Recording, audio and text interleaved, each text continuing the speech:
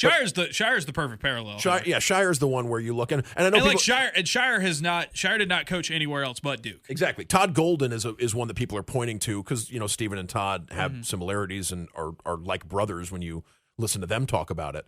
Todd Golden left to be the assistant at the mid-major and then took over the mid-major and then got the Florida job. So it's not the cleanest comparison. Shire is the one where it's like, I mean, that's the one where the dreams not too far off in age either. And I think that something else. I think they're the exact same age. I think they're both 38. And the fact that Shire was important in, like, Coach K was still winning games at the end, but it was getting harder to. And I think any college basketball coach would tell you this.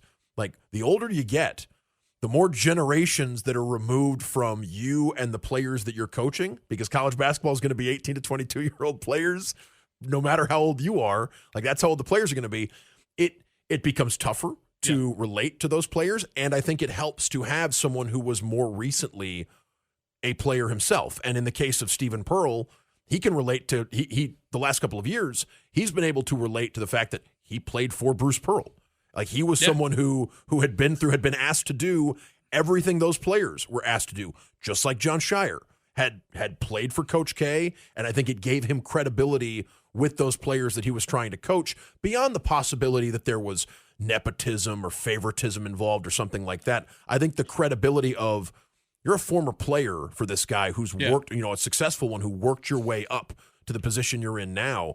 I think it's easy to see how Auburn believes this transition could go. And from the outside looking in, people are going to say nepotism. People are going to say, this was like, the Godfather move to make this, really short, really. Even if there is nepotism involved, I would argue Bruce Pearl has had the kind of tenure that gets him maybe the loudest vote on who his, at least initially, who his successor is going to be. And now, if it's his top assistant just so happens to be his son, but also, like, he's the top assistant for a reason. Now, if this thing's not working, way down the road, the fact that Stephen is Bruce's son is only going to matter so much. Right. But I think right now, Bruce Pearl has earned, and not like look, if Bruce Pearl would have stepped down in May or April, I really do believe this still ends up Stephen Pearl as the head coach. And I would have said the same thing in May, that Bruce Pearl, after, like, considering, and we can get into the Pearl legacy, because I think that's like, we